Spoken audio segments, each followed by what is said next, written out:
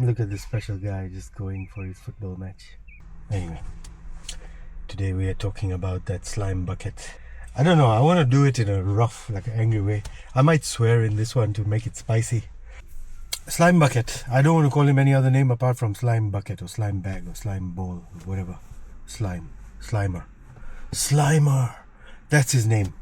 I was staying with the boys. Slimer joined us. I don't know how or who found him and how he got there, but he would kind of be doing the same thing I used to do. Mong a lot, just chill on the couch, watch comedies, Trouble or whatever.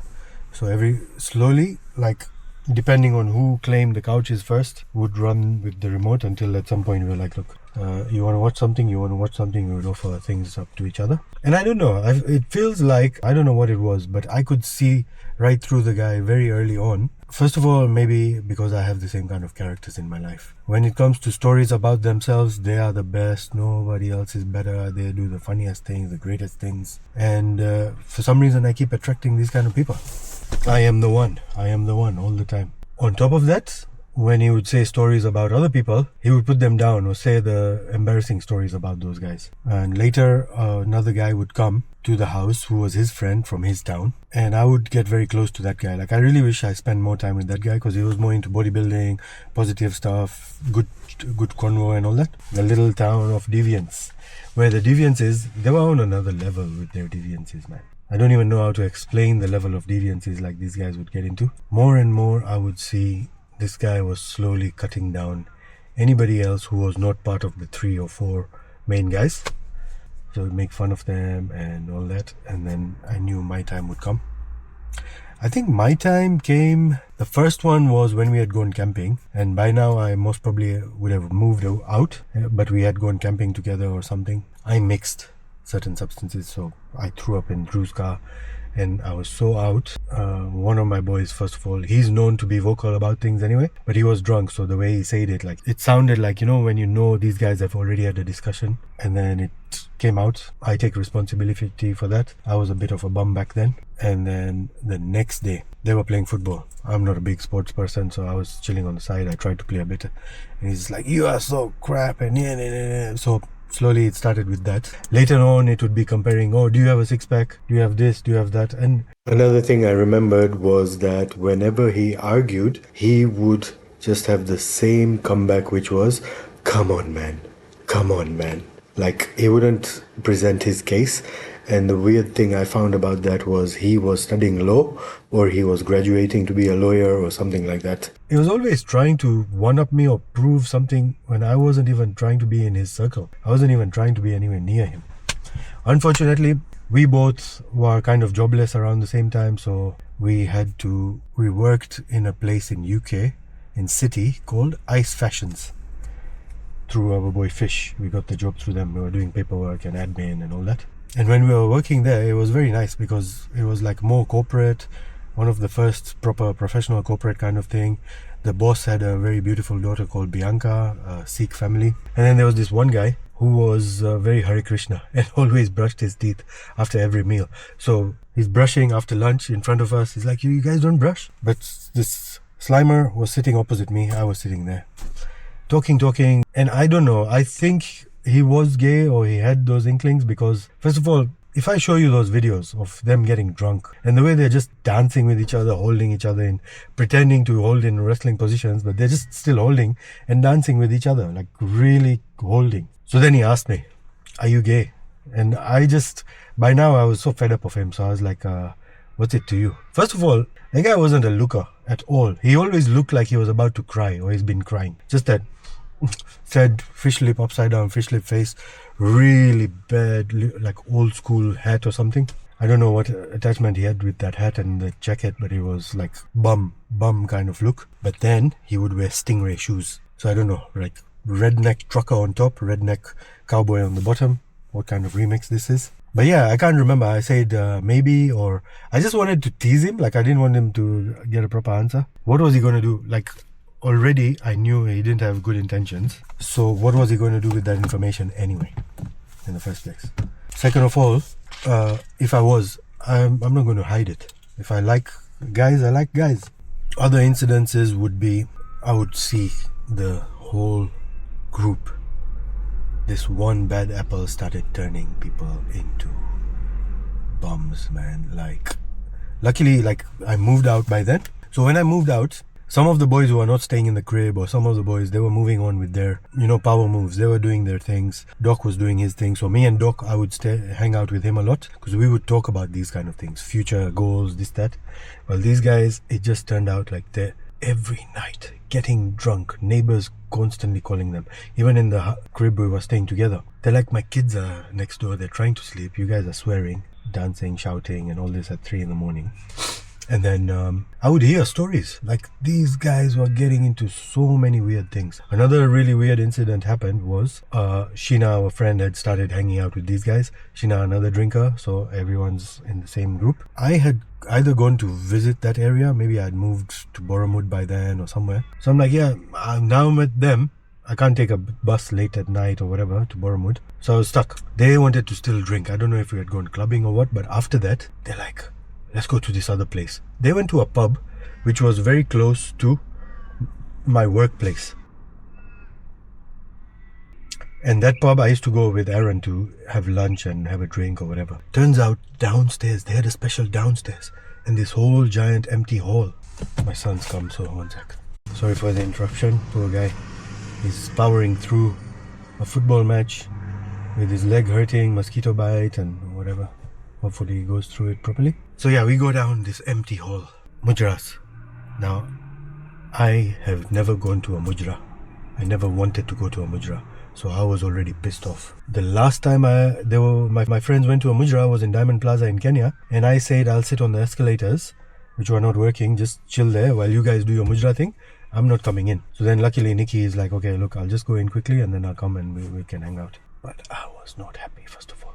Second of all, this guy showed his colors, man. He had all these fives, loose fives, sitting there like a boss. I might have a picture of him just. And he and that other main friend who disappointed me would be like, yeah, we're intellectuals. It's like, which intellectual does this stuff? Wait till I tell you the rest and then you tell me how intellectual these guys are. All that happened. Mujra was about to close. We go to Sheena's house. At Sheena's house, drinking again, accounting, Daru account keeping. Oh, you didn't have as many as I did, this, that.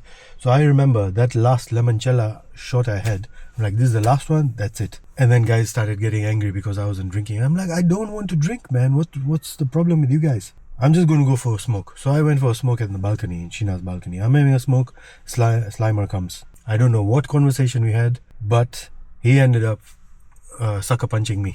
I didn't even see. So that started something. But luckily they separated us and then Sheena took me to the room. And I'm sure I was trying to make out with Sheena. I was like, just look, I'm feeling so bad, man. Can you give me a kiss?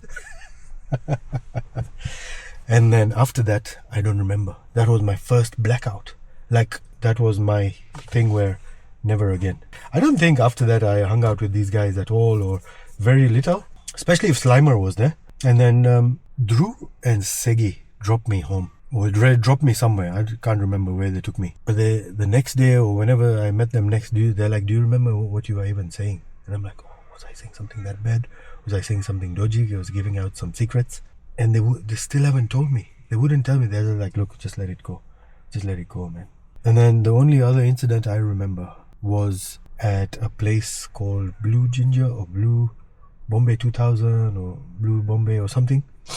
This is when these guys had moved to Norwood or Norwich or whatever they were. So that was one of their locals. They're like, yeah, let's go there. And Slimer, again, dropped one of his sentences. Paras, you're very superficial, aren't you? And I'm like, just the silence with the other couple of main guys he was with. And that guilty face just told me what I needed to do. Anyway, they were staying together. So obviously they're going to get drunk, have their discussions and all these talks about everyone else. And so I'm like, okay. That's fine. Now I know, and I'm happy with that because I had by now my pillars were set, my circles were set, friend circle, all this was starting to work out so well that I was like, I don't even really need to hang out with these guys again. There was one other incident where they had found another pub because every night they're looking for pubs and let's go, let's do this. So they found a place where there was strippers. So even more than Mujra, then now there's a stripper. So they were just finding more and more things, stripper, alcohol, this and that. And then the big things happened.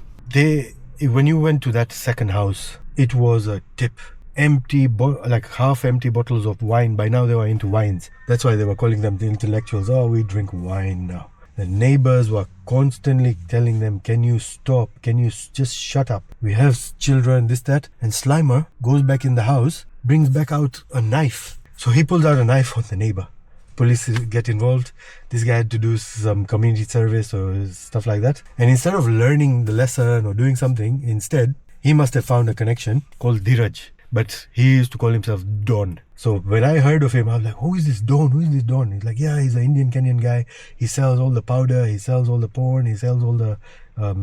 like he had even houses with women in them, if you know what I mean. And you know, once you know an addict of certain things, they have this dark cloud hanging over them. They have this different look over them. And I can't believe the guy I used to see as the action guy was turning into this person also because of this bad apple. Other people turn into... I had one night session with all these guys and I was just amazed by this Dheeraj guy, the Don. He knew things, like he was out of his head, just like constantly sniff, sniff, sniff, and so out of his head, his just eyes are closed, this, that. But he talked, his calculations were on point. He was calculating because he's had all these businesses, all these whole houses and this and that. So calculations on point, knew all the lyrics. I could talk to him about scriptures, man. I really liked that part of the night. But at some point, even I got charged. And then when I got charged up, I started rapping. And I was rapping and they're like, yeah, this one's not hitting. This one's not hitting. This one's not hitting. Try again. So I was like this puppet, just dancing and getting pulled by all these strings. And I really, after reflecting, you know, that time I was not in the senses, and I walked back home because that guy's house where it was just down on the road from me. I walked back home. The next day my nose was blocked for like the whole day, clogged up. And I was like, I'm so glad for these dark things that happen, because it shows me what exactly I never want to go back to, what exactly I need to move away from if I'm stuck in there. So I'm very grateful to that night. So yeah, back to the second house, second crib. Just piles of comedies, piles of adult content. And these guys, they're just there. Like, I used to be the monger. Now it's them. And apparently this guy had some... I don't know if it was a joke or if it was true. He had some kind of... did a course on shisha tech. So he knew how to do the pins, always doing the shisha out there. Some nice flavors. Watermelon was a nice one. Double apple was nice. Alcohol. Police. What was happening? Some of the guys, they were just like, look man, you can't do this. Luckily, like a few friends like Fish told me he was leaving. So that would be in a future time capsule where I'm just like, look, all my main people are leaving. So apart from moving away from this house, I also want to make bigger moves, but I'll get to that. Now, I don't see signs of these guys because I'm moving my own thing. Every now and then I would bump into them, the usual group of sausages going wherever they're going. And I was like, yeah, you guys do your thing. And it was so funny because I was getting cozy with this girl from my Intel college. I never thought me and her would hook up in any way. And she was looking so fine. So some of them were just like speechless. So that was at Peaches. But then my next... meeting with this Slimer would be in Kenya, most probably 2013. We were chilling at Limbani police petrol station, chewing or playing darts or whatever, hanging out with all these guys. And he was coming from Kisumu. The Fish or someone was telling me, yeah, he's coming all the way from Kisumu, he's coming. And the way he came in style, there was a post. He drove right into it. Like luckily he didn't drive too badly into it, but he crashed it pretty bad. And he started crying already. And I'm like, finally your face matches your emotion, man. Special guy. He's like, I'm feeling so sad. We go to my house. Because my house, everyone knows, it's a very nice place to hang. The double-sided chimney, big lounge. When he got to my house, he got so humbled. He's like, Paras, this is your house. And then he's like, oh, so, you know that look like, hey, I know, I see you come from this kind of situation. So that kind of humbled him. He kept quiet. But... it's like, tell your servant, bring the proper glasses. I'm like, well, I'm not touching the proper glasses for you, man. You drink from whatever you want. Cry baby. Panic boom! And around this time, when I came with my Jamaican friend, Chanel. So she would go to Kisumu and all these places, and they would just claim him, Slimer and his friend, I don't know, Rahman or Rahmani or whatever his name was, both claimed, I slept with her, I did this with her. She's like, nothing doing. I wasn't even near them. She had already hooked up with my main rock's brother. Yeah, just claims and, big talk and all that stuff. So I was like, man, I really want to try and avoid hanging with this guy. Luckily, I was busy. We were so busy. 11 years pass. I go back to Kenya. All my friends are just like, this guy is turned into such a loser. He's a junkie. He's broke all the time, begging people for money just to get high again or whatever. STDs, some issues with his wife. And some good things about him were that this used to go running a lot. So he did have a six-pack. He was big into squash. I don't know if he's still into squash or does anything with squash anymore. But he was health conscious, which I liked. And he did have a very good sense of humor. Like, he could connect things. So, I hate to admit it, but he did have some good sides. And anyway, all these guys now, whoever pinches me, in the start I'll be like, I hate these. You win. But then I go back to the bat cave and I'm like, okay, this is where this person has pinched me. What kind of armor can I use? What kind of stoicism, mindset shift can I change over there? Yeah, I remember my gap between every visit just got longer and longer to see the boys or find any reason to hang out with them. They just turned into these jackals and laughing hyenas. There was an incident where his laptop went missing from the crib, and I can't remember if I was a suspect or what, but I have a big feeling it was Slow doing his drunk things when he was drunk, because later there was a note saying it's in the backyard. So that was another reason for me to just get away from this kind of situation. How could I forget? One day, Taz and I were up to our own adventures, and we were walking from the shops to my house, and they were passing in their car, and they gave me the smirk. A big warning about anybody who gives you a smirk. There are people, like even in my family, I have some people who will drop a comment and then just give that. Those are very dangerous people. They know they've dropped some kind of detonator and they're happy that it's worked. So it's a kind of power thing. People have this satisfaction. I have a satisfaction that I have some power over this person for saying something that worked, and then, or they've hurt you and they want to show you that they are the ones who they've done something. And they're happy to see that. So that smirk, man. It's very sad to say, very important people and close people to me have also done it, and it's so sad. It's so sad that they would drop that low. That's for them to deal with their own issues. That's a very big issue they need to deal with. You just need to stay away from it. Speaking of the smirk, we had gone to Dharmini's boat party one day, and in previous ones I already said this, like he would always keep saying, where are the girls, this, that, because I was always talking about girls. Yeah, I'm hanging out with this one, and I'm like, you are not getting anywhere near my girls, you dirty little slime fuck. I used to call them gopis. On top of that time I had a big thing of calling them gopis. So I'm having fun. That guy is sitting again in his slime. That's the picture I have. He's sitting like a smart ass. Yoga fire! And he sends one of his tiny friends, this muscly guy but tiny, and he just kept talking to me, getting close to me. Where are the girls? And I knew he sent him because from the corner of my eye I could see the smirk on that guy's face. I pulled Dharmini, or I can't remember who, and I'm like, look, this guy is constantly talking to a guy asking for girls. What should I tell him? So he kind of disappeared, or like he went away. So they need to hurt someone to feel better about themselves, and that's such a weak ass thing to do. Here we go. Anyone who thinks they can give you a toxic comment behavior and then smile at your face knowing they just made you bleed, in a way, is not someone who is going to elevate you or has any good intentions in that relationship. Some other positives were that I kept thinking for a long time I was 5 years behind all these guys. 4 years of uni and 1 year of work and all that. But I had surpassed them with so many activities I had been doing and so many other things that I was feeling like I came out on top with my moral superiority. Big thank you to Slimer for showing me exactly what I don't want to be around, who I don't want to be. And I need to stop touching my face. Stop touching your face and preening yourself. Don't look in the mirror. See, again, I'm doing it. You win!